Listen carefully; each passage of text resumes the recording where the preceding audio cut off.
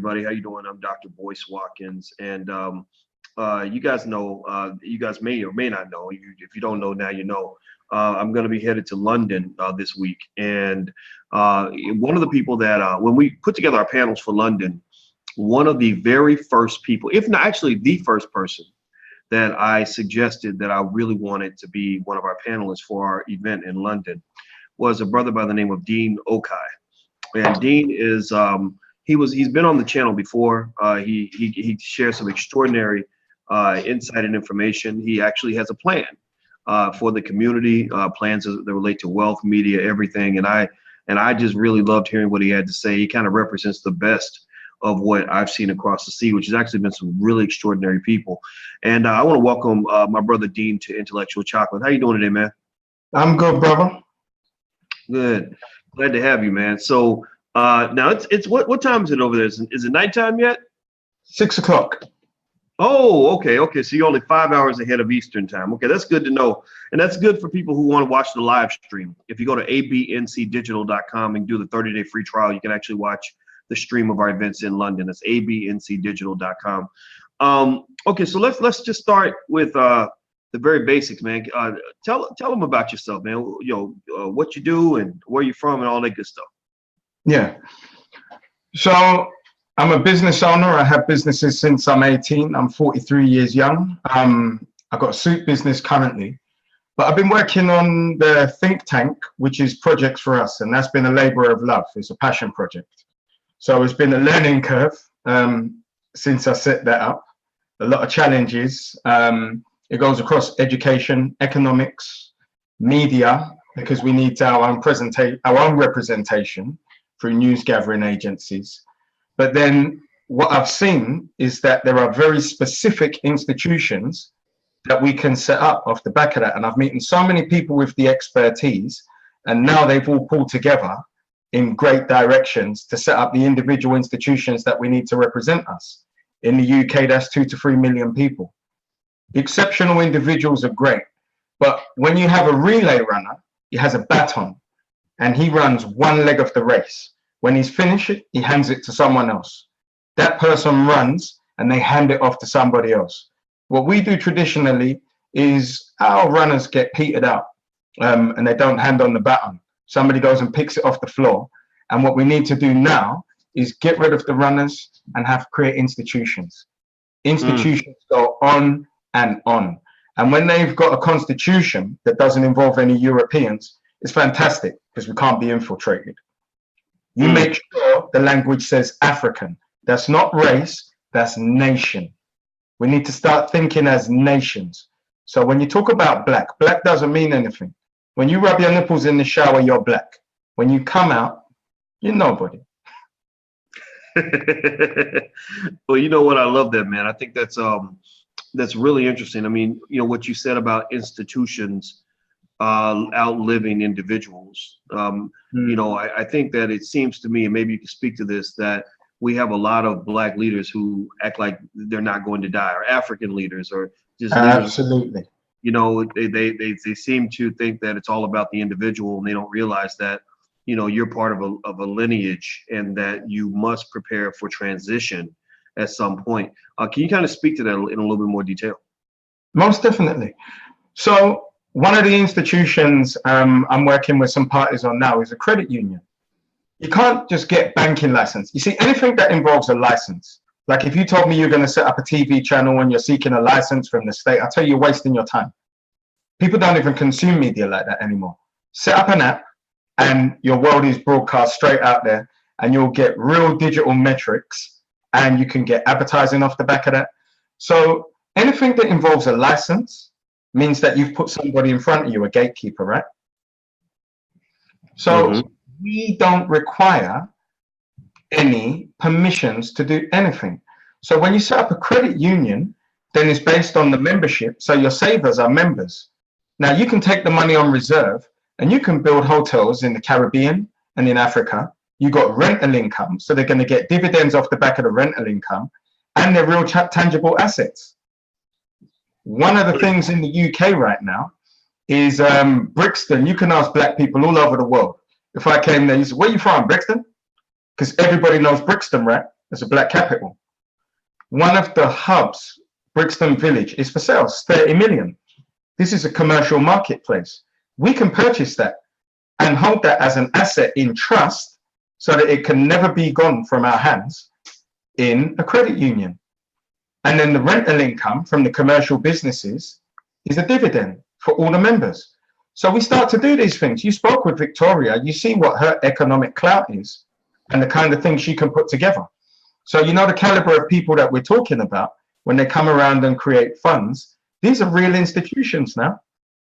So then when you have the local chambers of commerce in the same borough, all the African Caribbean businesses belong to that.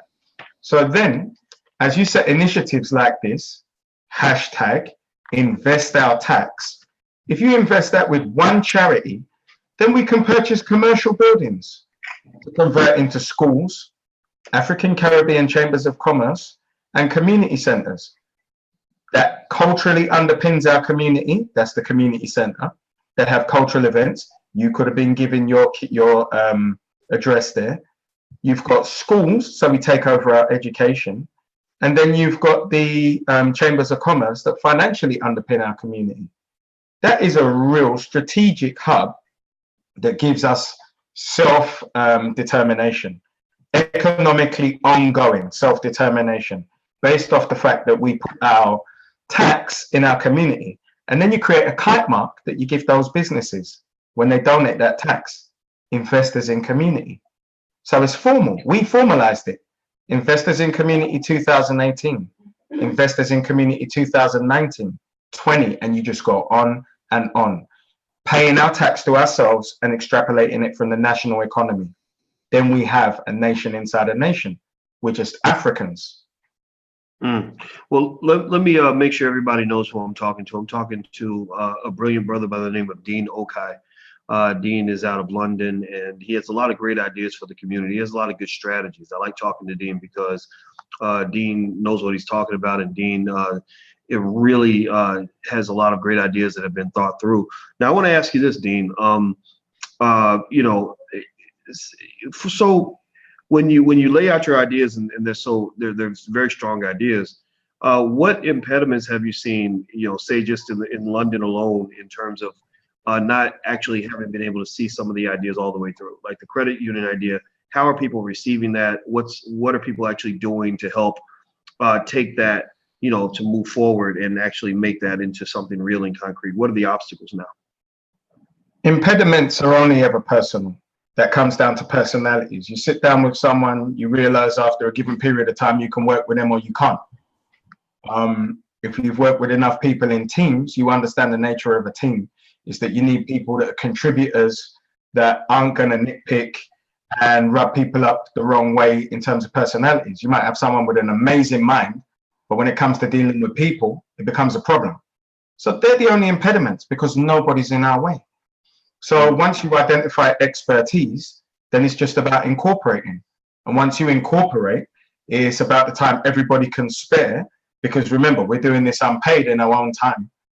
So time is the factor. That's our greatest commodity. And none of us have it, to be honest, because we're busy in commercial businesses. But that is our philanthropic give back to the community, in that we are taking our time to create institutions that nobody's paying us for. We may see commercial aspects out of them to pay ourselves, but in the meanwhile, they're development projects. So they're the only impediments. But in terms of permissions from Europeans, there's no impediments. Europeans aren't in our way, they're lampposts. You go to their left or their right, they're not in our way. Interesting. So you feel, and I agree with you, that's why I'm asking you to reiterate this.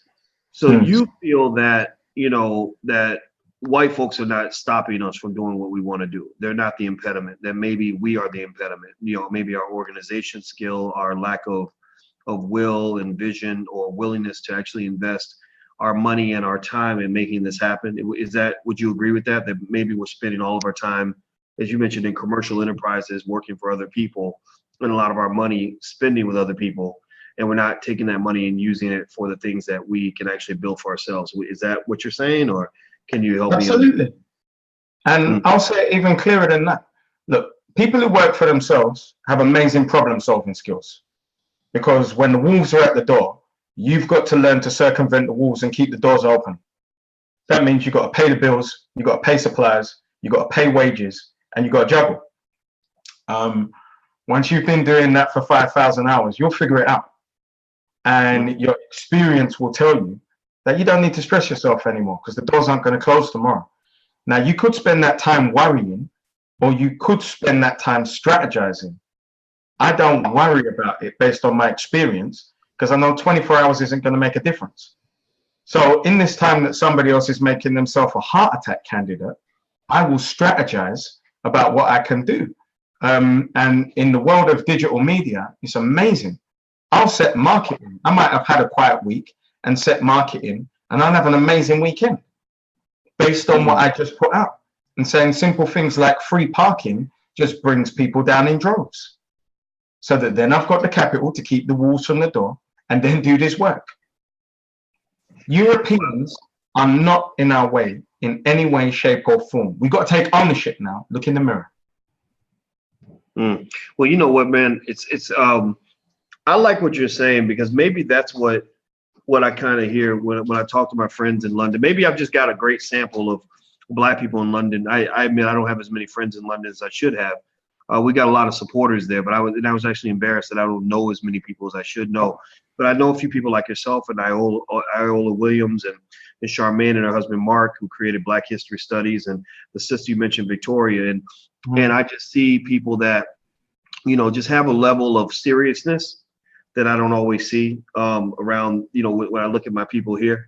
I don't see you guys being as distracted. And maybe I'm putting you on a pedestal or something, but you know, everybody has their issues. But you know, I like talking to you all because there's a point where you can't make excuses anymore. You got to stop bullshitting yourself. You know, stop lying and stop pretending like you are disabled. You are not disabled. You are a healthy adult, and you can do whatever you want to do. I know that I've been around white folks for a long time, white racist people, all of that. But a white man has never stopped me from reading a book. You know, a white man has never stopped me from making an investment. You know, I've never gotten on my live stream to talk about wealth and had a white man say, "Hey, you can't do that because you're Black," right? So this idea of this ghost that we create is really, to some extent, some of that is a ghost we create ourselves. And when you say that, people think, oh, you're being delusional and oh, you're just, you know, you're a bad person and you're a coon. But I just say, no, actually, the coonery is so deep inside of you that you don't even see the coonery. It's in your DNA, apparently, because you really believe that there's an invisible force field that keeps you from making the right decisions in your own life. Absolutely. Being a slave. Please go ahead. Go. You please elaborate. Yeah. I didn't mean to say so much. It's called being a slave. Look, let's not take for granted that we come from 40 generations of slave descendants. So Europeans are ingrained not only in our central consciousness. Now, every thought is about Europeans. We create slang because we have no language. So that is to separate the understanding that Europeans have of our conversations. Every single thing we do is based around them. So the minute that you separate yourself from Europeans and you find yourself, the only conversations you're having all week are with Black people, apart from to go out and do a deal which is economic, which might be with Europeans, you've actually extrapolated Europeans from your central consciousness. So the intelligent machine doesn't act like the collective intelligent machines who haven't acknowledged that they're descendants of 40 generations of slaves. So because you've extracted Europeans from your central consciousness, number one, most importantly, now you only see Africans through African eyes. So that means you don't look down on your fellow brothers and sisters. You talk to me as a peer, and you wouldn't underestimate me. I could tell you I didn't go to university. I could tell you I have no college degree, and you wouldn't underestimate me. You might look at me and deal with the content of the man because you see me through African eyes. So because we have Europeans in our minds, the first thing we do, wow, this is like a real business. Negro, this is a real business. Is it because I'm Black you feel you've got access to me to talk to me like that? You don't know I sacrifice. While you sleep, I work. While you play, I work. while you work, I work. But when I play really hard. And me and my friends make a lot of noise. And you might not want to be around us, but we're exhaling because we work hard.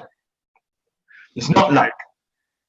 Wow, I love that. I love that, man. I mean, I agree with you 100%. I think what I can say about my own journey, and not to say that I'm any role model in this area, but I can say that, I learned to think differently from my friends because I was extracted and put into a different kind of environment where I wasn't affected by the same nonsense, the same mediocrity as everybody else. And what that did was that set a different standard. When I was working on my PhD, Absolutely. when I was doing my doctoral work, I was sitting next to the very best students from Russia and China and, whatever. And I just felt, I saw this level of drive that I said, okay, I've got to exceed that, and the thing was, I see a lot of people that didn't get a chance to experience that. And I hate the fact that most of my friends, just didn't get it. They didn't, this whole idea, what you just said, I get everything you just said. When you're sleeping, I'm working. When you're hanging out, and doing whatever, I'm working. When you're watching TV, I'm working. And so what'll happen is you'll make all those sacrifices. And then that person who was doing nothing will somehow resent you for being successful. Or, oh, he thinks he's better than everybody else. And well, you don't understand the struggle because you're doing well. And I'm like, no, I literally, my reaction literally is like, fuck you. I worked hard because I wanted to get out of the struggle, right? The struggle was so real for me that I said, I got to get away from this nonsense, and you didn't make that same choice. So don't resent me because now I'm doing well, as if somehow I don't understand. I understand probably better than you do, which is why I got out of it, But you got to stop. You got to stop and understand. If you hop the fence of the plantation, real niggas, they're going to look at you and they're going to champion you. But do you know what the ones who work hardest for master are going to do? They're going to resent you. They're going to hate you and despise you. And do you know what it is? You got clarity. Because when the opportunity presented itself, it's like you were shot through your temple with a diamond bullet. That's how much clarity you had. And they never will. And it's okay. So do you know what I call those people? Beneficiaries. And do you know what do you call them? Beneficiaries. They're not the ones to call on to do the work, because they're the Negro naysayers that make you mad. They don't make me mad because I know who they are. So I don't call them Negro naysayers. I say, you're a beneficiary. You're a biscuit bodyguard. The most you are capable of doing in the struggle is receiving the benefits of what we will set up. So then I will look at you and say, that's my international peer. That's the man we're going to set up a trilateral commission with for trade. So we'll go into African macroeconomies with the real wealth from Bitcoin, from rental properties, and purchase in Africa and trade goods, services, and food. Food is going to become a weapon, but because we have real economy in the States and the UK and Europe, we'll go over there and take over control of that. From manufacturing through distribution to retail. And we'll establish our trilateral commission. Why shouldn't we have a trilateral commission as Africans? And guess what? We don't need to speak to any government because business runs the world. That's right. I agree with you 100%. Everybody who just tuned in, I'm talking to Mr. Dean Okai. He's a very smart black man out of London. And I meant to ask you, we didn't get a chance to get to this. You said you're a businessman. Tell us about some of the businesses you run and stuff like that, because I want people to know about that, because I want people that like what you're saying to support you. Tell me about your business.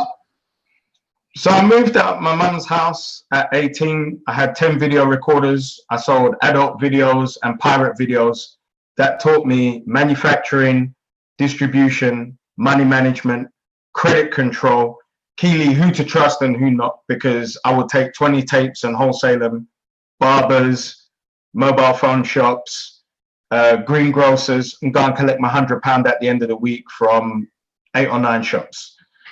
That was shut down by the police. It's an illegal business. They came and they woke me up first thing in the morning. They didn't knock. They broke in, no problem. I moved on. I would get a job for 6 months, save money, and then bet on myself again. So I've had a mobile phone shop. I've had a media business with music publishing. I had a production company where I shot music videos for 4 years. I had a not-for-profit where I did training with media and then made documentaries. Right now, I've got a clothing business, which is for men. And that may change next year in Brexit, because if the high street falls down, I guarantee you I won't fall down because I won't be there. So possibly I'm setting up my next incarnation right now. Wow. This is what you have to do. You have to have a mind to adapt, because I'm a parent, and children don't eat air. They eat food. They need clothes. And it's nicer to have more than the basics. This is what we're supposed to be thinking about as African men. I don't have a mummy or a daddy. There's no catch net for somebody like me because I don't rely on their system. Personally, I don't keep a doctor, dentist, or any benefactor from the state. So you can't take anything away from a man like me. And I homeschool my son. Wow, man. Well, you know, I think that speaks to an interesting point. You know, I've spoken to men about the fact that as a man, you should just really be ashamed if you are someone's dependent. You know, if you are looking to the white man, that man that's just like you, and you're saying, I can't survive without you, but you can survive without me. What you're doing is you're saying he's superior to you. Absolutely. You know, and I just, you know, my dad just said, you know, when you are a man, you're not supposed to be anybody's dependent. You're not supposed to depend on your mom. You're not supposed to depend on the government. You're not supposed to depend on, you know, the white man, especially, because if you do, whoever it is you depend on, you pretty much they're the master, you're the slave. You know, absolutely. They're the pimp, you're the prostitute. They're the pusher, you're the drug addict, and you have no power in that situation. So what do you say to tell me about your children? You said you have a son, or how many kids? Yeah, he's 10. Really? What do you teach your son? That's my namesake. He's a businessman like me. But before I touch on this, I just want to touch on one point that you just made. Because we were talking, you said something. White people being superior. Now, they're not. Look, let's just discount white supremacy for a second. It is a system that we have to capitulate to if we engage with it. But what you did is to disengage. You know, first thing I want to say to everybody, I want you to wrap your head around a concept. 99% of gold mining is digging through shit. 1% is finding gold. When you find gold, mine the shit out. But 99% of gold mining is digging through shit. When I opened my store, I worked for 3 years, every single day except Christmas Day. And when my son was in school, I'd pick him up on a Wednesday and I would overcompensate. I'd spend silly money. So I want to say something to you. But what I did in that period is I learned to extrapolate myself from European dependency in any way, because I was just getting money. And I learned to invest 80% back into my business. And I had envelopes. I had an envelope for my mum. I had an envelope for my son. I had an envelope for the rent, and I had an envelope for the stock. The first envelope that got filled was the stock envelope. I only make profit from stock. Fill that envelope, buy stock.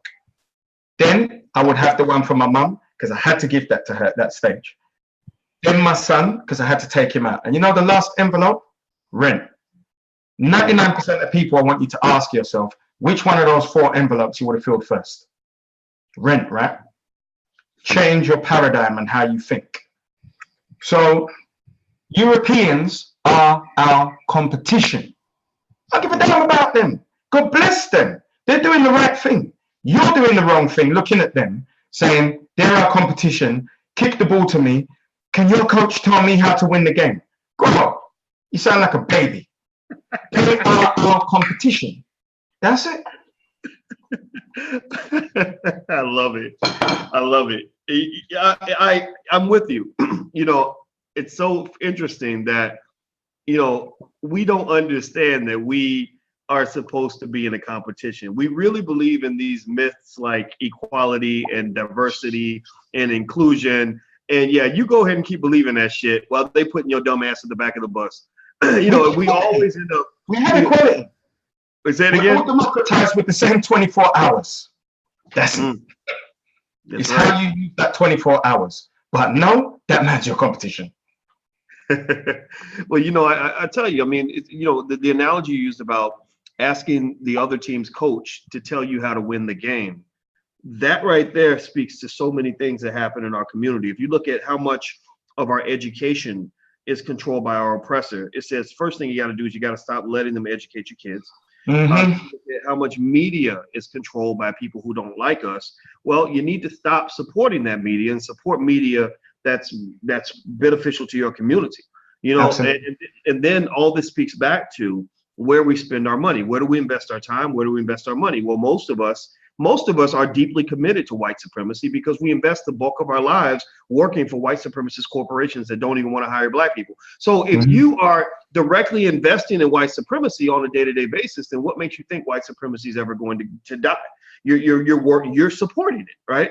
And I think that just sort of looking at it that way in terms of where you spend your money, where you spend your time, who's educating your kids, what are you doing with your life? I think that really speaks to how many of us are inadvertently complicit in the very system that's constraining us. And so the piece you mentioned about competition, I think it's critical. I think that what's interesting is that, some people who don't get that, they think somehow that you're trying to be, what's militant or, well, not the militant's a bad bit, but you know what I mean? The least militant thing you could say. Wait, say it again. It's the least militant thing you can say. Absolutely. Oh, go ahead, please. You talk. I'm sorry. I was saying something. In the zombie Holocaust, I got to follow my instincts. If I get bit, I get bit. If the police tell you all to go that way and I feel to go this way, sorry, my friend, security is over. I'm going this way. So the keyest thing is your instincts as Africans will always mess with you. So you may go home and smoke to escape your day. You may go home and drink to escape your day. You may snort cocaine to escape your day. But when you wake up, you're waking up with you. If your instincts are the polar extreme of what you are actually living in your life, you're wrong. You have your secret black section in your work where you have your little black conversations. You have your little secret black WhatsApp groups. And the white people are, what are they doing over there? They're on the WhatsApp groups, having black conversations, talking about interracial relationships and weaves. Why do men have so much interest in black women's hair? If you pull it, does it come out? Does it stay there? Who cares? Economics. Leave the party with something. When you go in that building, do you think as a thief? Are you going there to take everything out of that building that isn't nailed down, including every single opportunity? If the answer is no, you're a slave. If the answer is yes, you're a businessman and you're working for your family. Top the fence. You can be an escaped slave inside the house, stealing resources to go and add to your own house. Be smart. Utilize them. Let me tell you what they are. They're cash flow. Utilize that. They're resources. Utilize them. Be smart. Think about your family. Think about how your child looks at you. Think about what you go home and what they see, because you're actually educating your children what to do in life. So if you're a sufferer, I know there's a myth where this guy who looked like Zeus came and died for us and suffered, and now we're not supposed to. But if you go home to your children and suffer, you're teaching them that suffering is the way. When my son sees me, he sees me celebrate my conquest. We have our own coded language when we go out. We speak about people, we speak about things. Nobody would ever know what we're talking about. He understands business. We walk down shopping districts and he'll see, I see a window that's crowded. What is that shop? It's a cheap shop, Daddy. Why? Because it's crowded for the people to see all the things. We'll go down another shopping district. What is this shop, Super? Oh, that's a different demographic. That's money, Daddy. Because they got a few things in the window that can pay the rent. You're right, Super. So which one would you prefer to own? You know that already, Daddy. I love it. I love it. Everybody who's watching, please, make sure you give this brother some hearts, a thumbs up, or something. If you're on Instagram or Facebook or Twitter or YouTube, give him show him some love and respect. Also, make sure if you're on YouTube, make sure you subscribe. These are the only or among the most intelligent conversations that we're hearing in the community right now. Also, he's got a hashtag that I hope you will help us trend. The hashtag is Invest Our Tax. Invest Our Tax. Which basically means allowing our tax money to go toward development institutions in our community so that we can actually have what we deserve. You know, the reparations that will come from us, most likely. They're not going to give us anything. And also, Dean is going to be on the panel with me in London. We're going to be in London this week, the week of October 13th for 4 days. And if you want to know more about it, you can go to drboycelondon.com. That's drboycelondon.com. If you want to see the live stream of us in London, and I'm telling you, the people in London get real crunk, y'all. You're going to love it. Go to abncdigital.com. That's abncdigital.com. Now, I want to ask you, one more question, brother, about something you brought up earlier. And I'll describe my experience. Then I'd love to hear your point of view on it. You talked about disengaging. Yeah. And that's something people don't understand. You know, I see the relationship with white supremacy and with our conquerors as one that is, or so-called conquerors, if you want to call them, as one that's like an abusive marriage. You know, it's a very bad marriage where we love our spouse and they don't love us back, but we don't feel like we can go anywhere. So we just love to the best of our ability and they still smack us around. And what people don't understand is that when you're in an abusive relationship, you can keep fighting with the person that you're dealing with, let them upset you, they have you crying every day or whatever it is that you do in response, or you can just disengage. You know, the best thing to do sometimes is just walk away, just go do something else. There's other fish in the sea. And that was my response. I remember just being so annoyed, when I would go to work every day and I deal with these people and the racism and, because I have my plantation jobs, and I said, I can't live like this. And I said, if they can take care of me, then I can take care of myself. Absolutely. So I'm going to disengage. And what happens is, and this is what people think that you don't understand this, people get this backwards, but I don't get as angry about racism as my friends do. Like they'll say, oh, it's an outrage, Dr. Boyce. When I go to work, they treat me like this and they do that and they won't give me a raise and won't give me a promotion. And I'm like, wow, that's really bad. Well, aren't you mad too? I'm like, no, I'm not mad because I haven't talked to a white man. I haven't talked to a white man in 4 months. I can't relate. And they think, oh, you're selling out or you got. I'm like, no, I got away from that motherfucker. I didn't, all of that. I didn't want to deal with that, so I disengaged. So can you please speak to that point? Because you seem to have really done this at an early age, and I love that. But I didn't go through it that way. Look, people look at Dame Dash, and there's something that I understand about him. I read Malcolm X at 17 years old because I wanted to read Malcolm X before I saw the movie. So when I saw that Spike Lee was making the movie, I know movies never contain the story of the man, but I knew Alex Haley's book would contain the story of the man. I read Malcolm X at 17 years old. By 18, I was living by myself with my first business.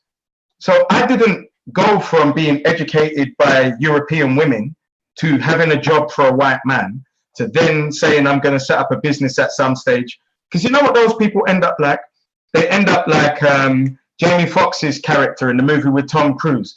Man, it's going to be the greatest automobile service in the world. How long you been driving a cab? 25 years. Goddamn. So the gate, I started fast with business, and then I got to recognize opportunities. So whether it was illicit, whatever it was, I would recognize it was an opportunity. Opportunities whisper very quietly to every single person in the room. But unless you've got the special ear and the magic eye, you don't see the opportunity. You just hear someone talking. Now that opportunity might be, my legs hurt and I need to sit down. I know there are chairs next door. You know what I'm going to do? I'm going to go and pull in 2 of them and I'm going to rent them out. Sit your ass down. But give me £5 an hour. That is a private business response to your problem. You let me know of the opportunity and I answered it. So I can't be mad at white people for being white people.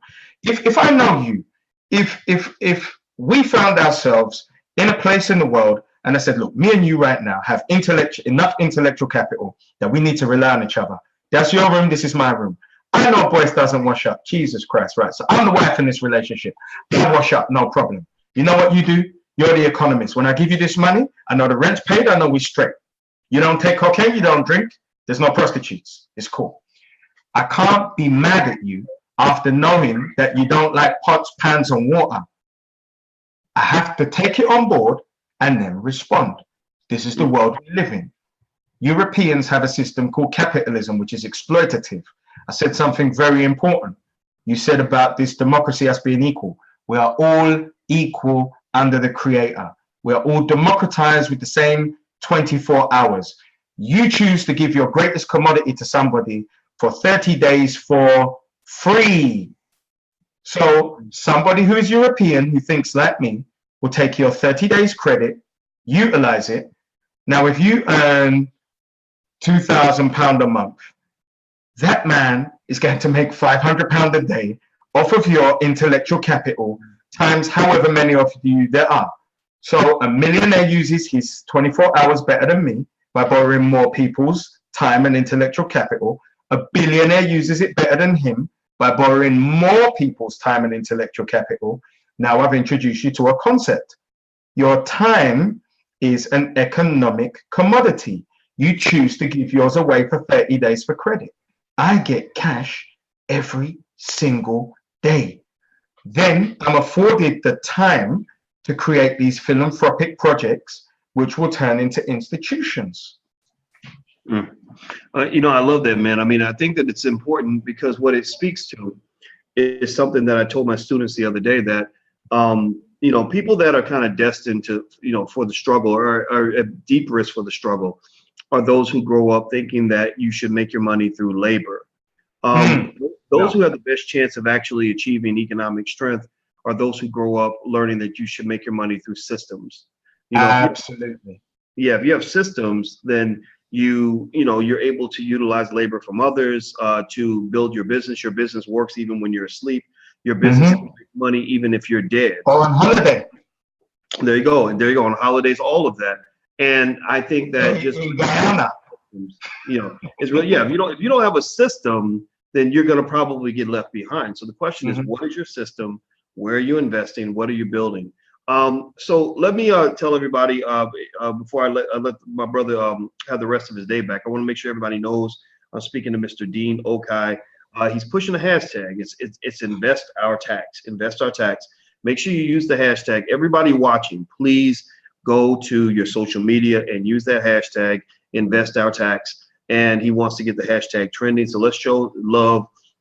Some of y'all are actually already in London, and then some of y'all don't live in London, but wherever you're at, you know, show your love to the brothers and sisters that are coming up with these great ideas. I chose to go to London because I was so impressed with the people that I saw there, starting with brothers like Dean and Iola Williams and so many other people that I saw who were really making me think. You know, I really like what you guys are doing. So, and I want to be a part of that and support that as much as I can. So let me ask you this last question, brother. So this week we're gathering in London, you and I, as well as Iola and Charmaine and Mark and Victoria and Robert. Is it Robert Robinson? Did I get it right?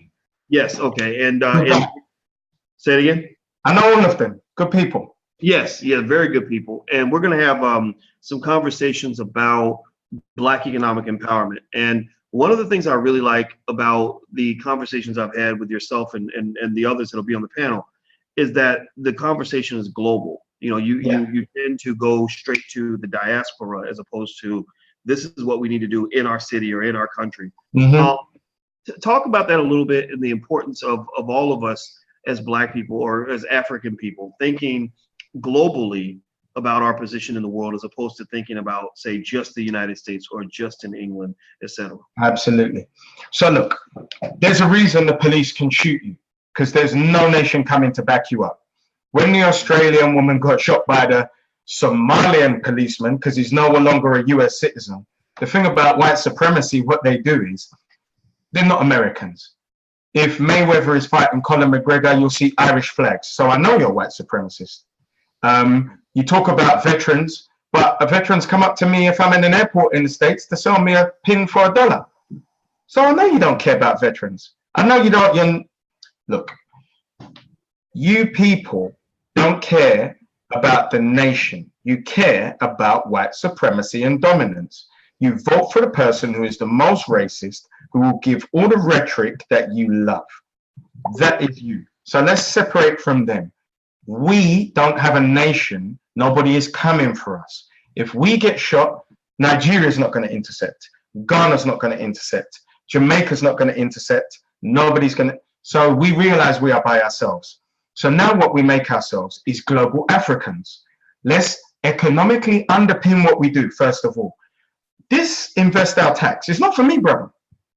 It's so that all of us can take our tax, African-American business people.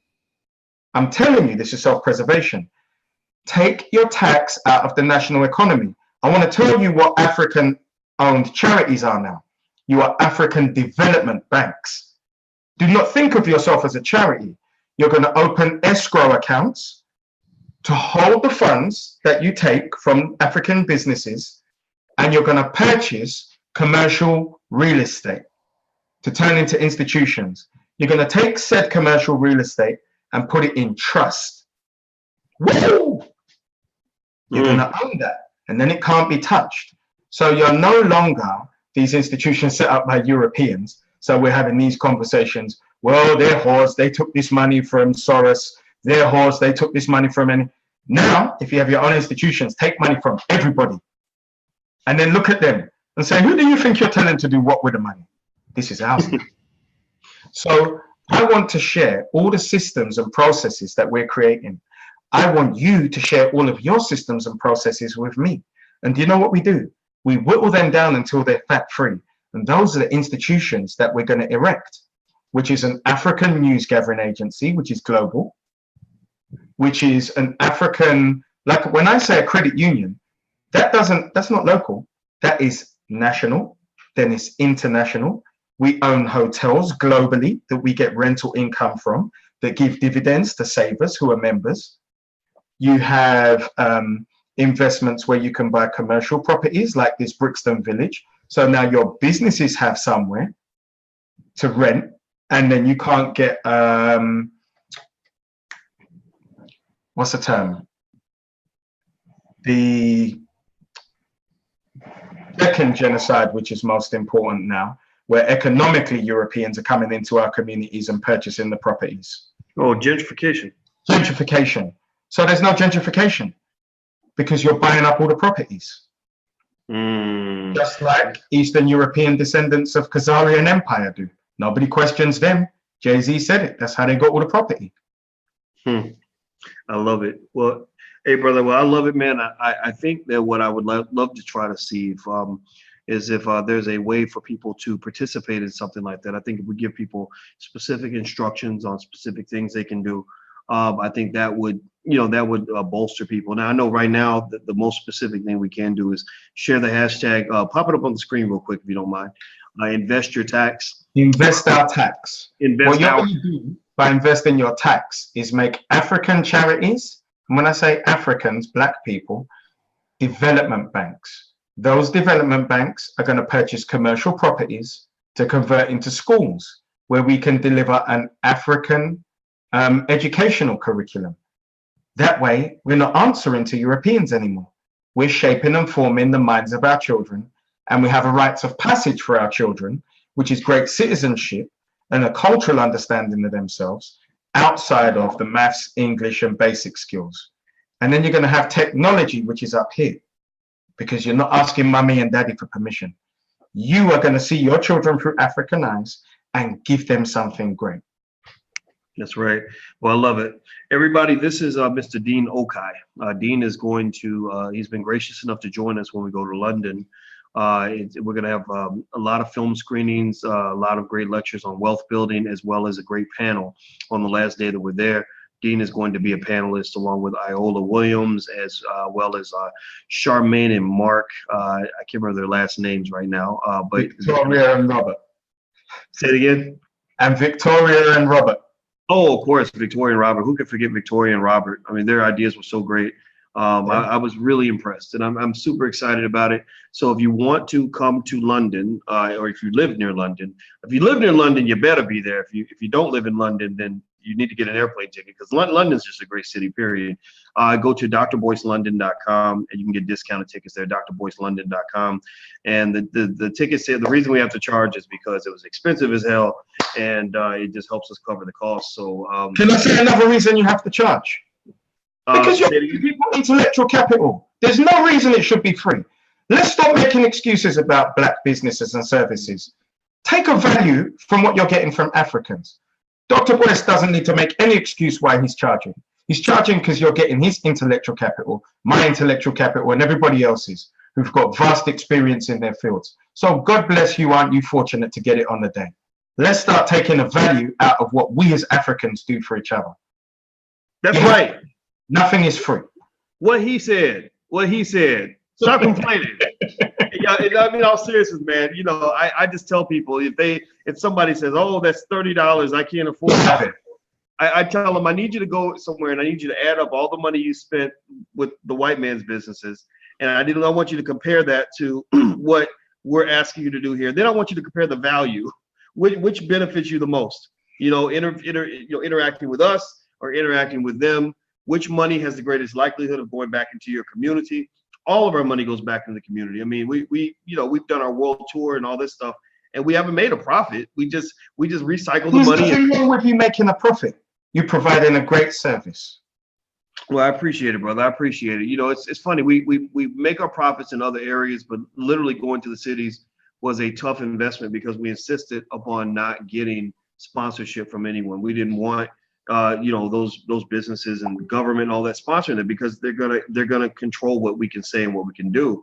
And I don't know if you saw the article. Did you see the article this week that said that Black identity extremists, BIE, that's what they're calling them now, that they're now considered a threat to national security? Did you hear about that? We're gonna take our tax out of the national economy. yeah, they literally said the FBI and the CIA are now having meetings about Black identity extremists, and I said, "Oh my God!" That's why. If y'all want to know why I'm hanging out in other countries now, part of it is because I don't really want to spend all my time in the U.S. I am under the assumption that I am under surveillance, and I'm sure it's only going to get worse. So I need y'all to have our back when they come out and they pin some crap on me or whatever, tell some kind of lie to try to discredit me, because that's what they've been doing to Black folks for a very long time. So thank you very much, Dean Okai. I appreciate your time, brother. It's always a pleasure talking to you. Thank you for having me. Yes. All right, brother. Everybody watching, don't forget, use the hashtag. Please use the hashtag right now, invest our tax, that to support what this brother's doing. Also, again, if you live near London, it's drboycelondon.com to get tickets for the event. Also, make sure you subscribe, hit the like button, some hearts, the share button, or something. And last but not least, if you'd like a free e-copy of my book, It Takes a Village to Raise the Bar, to get started on your wealth building journey, you can go to drboycewatkins.net. That's drboycewatkins.net. So thanks again to our guest, Dean Okai. And thank you guys for hanging out with us, and we will talk to you soon. Take care. Peace. Take care, sir.